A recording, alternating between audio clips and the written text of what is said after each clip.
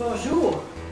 À l'approche du carême, nous sommes particulièrement heureuses, comme filles de la sagesse, de mettre au service de la clientèle, de nos chercheurs sur le web, chercheurs et chercheuses, une entrevue avec notre provinciale, la provinciale des filles de la sagesse, Sœur Jocelyne Fallu. Elle va nous entretenir sur le sens particulier qu'elle donne à cette période liturgique qu'on appelle le carême. Merci. Les personnes qui me connaissent un peu seraient surprises de penser que moi, je parlerais du carême. Parce que si on me connaît, on sait que c'est à peu près la saison liturgique que j'aime la moins dans tout le cycle de l'année de la liturgie. Or, je peux vous dire que dans ma trentaine, j'ai passé quelques carêmes où j'ai absolument refusé, boudé, de faire quoi que ce soit de spécial pour cette période particulière pour les chrétiens et chrétiennes de par le monde, cette saison liturgique qu'on appelle le carême. Or, il advenait qu'arrivait le temps de Pâques, j'étais tellement déçue de moi-même que célébrer la joie pascale ne disait pas grand-chose. Avec le temps, j'ai compris, puis peut-être avec un peu de maturité, que ça valait vraiment pas la peine de bouder cette saison particulière à tous les chrétiens et chrétiennes. Et puis, je suis entrée dedans. Et la joie pascale, je l'ai compris autrement que ça fait plusieurs années. Il y a un prêtre dans une paroisse où j'étais qui nous avait changé complètement le rituel d'ouverture, si vous voulez, du carême. Habituellement, on a toute la question des cendres, mais lui, au lieu de cendres, avait introduit le parfum. De fait, il avait des bols de parfum et il nous parfumait en nous disant « Devenez la bonne odeur de Jésus-Christ ». Et ce symbole-là ne m'est jamais parti de ma mémoire. Et j'ai essayé à travers les années de voir comment moi je pouvais être bonne odeur de Jésus-Christ auprès des personnes où j'étais envoyée, dans ma communauté, dans mon milieu de vie, avec les employés, quand j'étais à l'école, avec les étudiants, les étudiantes. Et je pense vraiment que c'est important d'établir une attitude où je me laisse émerveiller par tout ce que Dieu fait pour moi et avec moi dans la vie quotidienne. Quand on relit le soir le vécu de la journée, de noter les points de reconnaissance.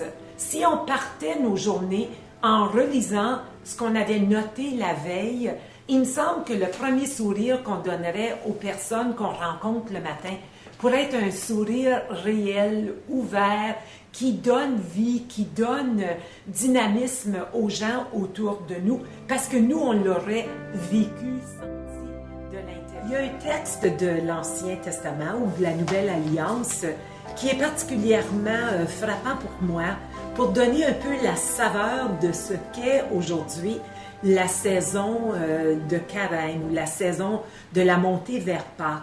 C'est le texte de Michée. Alors, je demanderai à Lucille de lire pour nous.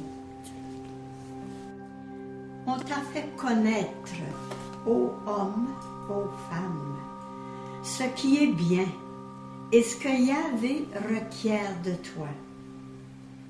Rien, si ce n'est pratiquer la justice, pratiquer le droit, aimer la charité et marcher humblement avec ton Dieu. Pour nous, chrétiens et chrétiennes, c'est vraiment l'exemple de Jésus qui a passé 40 jours dans le désert au niveau de la prière, du jeûne et de la pénitence, qui est notre modèle pour cette saison de carême. Alors pour moi, il me semble que c'est important de revenir en cette période privilégiée de l'année à la prière ou au recueillement. Quand Jésus s'en allait dans le désert, il allait à la rencontre de quelqu'un qu'il appelait Abba, Père. Il nous a enseigné que ce Dieu était aussi notre Père. Comme chrétiens et chrétiennes, nous nous savons aimer de Dieu et nous voulons, et d'une façon privilégiée pendant ce temps de l'année, entrer en contact avec Dieu et tous les textes de la liturgie nous ramènent à ce Dieu miséricorde, à ce Dieu amour qui aime ses enfants et qui leur demande de donner cet amour-là à ceux et celles qui les entourent. Il y a toute la question aussi du jeûne. C'est pas facile pour nous aujourd'hui de comprendre le sens du jeûne. Le jeûne n'est pas une chose qui devient nécessaire. Mais il y a plein de jeûnes différents dans notre vie. Tous les lâcher-prises que nous avons à faire, lâcher-prise au niveau de notre santé, au niveau de notre réputation, de ce que les autres pensent de nous, au niveau de nos façons de voir la vie ou les dossiers ou les responsabilités, de donner aux autres liberté d'agir selon leur personnalité, leur façon d'être. C'est un lâcher-prise ou c'est un jeûne assez particulier. Et il y a aussi la question du partage. On dit que aimer Dieu et aimer l'autre, son prochain, c'est le même commandement. Alors, la façon de partager qui nous sommes, mais aussi si nous faisons des jeûnes réels, qui est capable d'économiser des sous, de partager ces sous-là ou de notre temps ou ce qu'on veut, ce que notre cœur nous dicte au niveau de partage avec les autres. Alors, c'est vraiment ces points-là qui sont à privilégier pendant le temps du carême. Le recueillement, la prière, le jeûne ou le lâcher-prise et le partage. Je crois que Benoît XVI a écrit une lettre à la chrétienté du monde pour justement nous parler du sens de ce temps liturgique. Est-ce que tu nous en dirais un mot de ce qui t'a frappé particulièrement? Il me ferait vraiment plaisir, Lucille, de le faire parce que j'ai médité la lettre pour le carême que nous a envoyé Benoît XVI. Et je vous en lis un petit bout parce que c'est sur la justice qu'il appelle aussi Tzedaka, du nom juif. Le pape nous dit, au sein de la sagesse d'Israël, nous découvrons un lien profond entre la foi en Dieu et la justice envers le prochain. Tzedaka signifie en effet l'acceptation totale de la volonté de Dieu et la justice envers le prochain et plus spécialement envers le pauvre, l'étranger, l'orphelin, la veuve, tous ceux qui sont laissés pour prise, laissés pour compte. Alors, je pense que le pape nous donne un sens particulier d'une façon privilégiée cette année avec la catastrophe qui nous marque tous et toutes avec Haïti.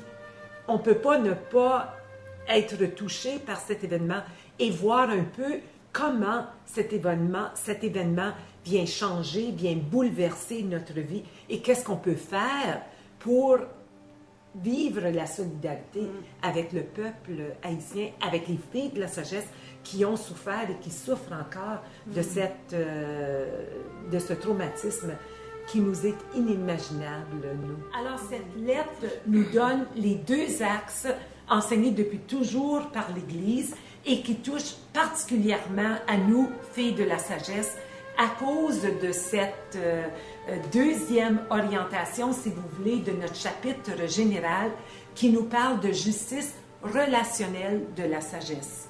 On n'a pas fini de l'explorer. Comment est-ce que dans tout ce que je suis et je fais avec les autres, je vis vraiment de cette justice que Dieu me donne à l'intérieur de moi et me donne de témoigner. Souvent, quand on pense à l'expérience de la montée pascale, les 40 jours de carême, je pense souvent à un athlète ou une athlète, tout le travail que ces gens-là doivent investir. Or, nous, c'est pas une médaille d'or ou d'argent ou de bronze que nous convoitons. C'est vraiment ce lien éternel avec Dieu et nous en lien avec Dieu et nous en amenant les autres avec tout le mystère de la co-rédemption. Nous sommes avec Jésus co-rédemptrices par les moyens que nous offre le temps du carême, c'est vraiment une ascèse pour un plus vie, pour un plus être, pour un plus rencontre des personnes autour de nous.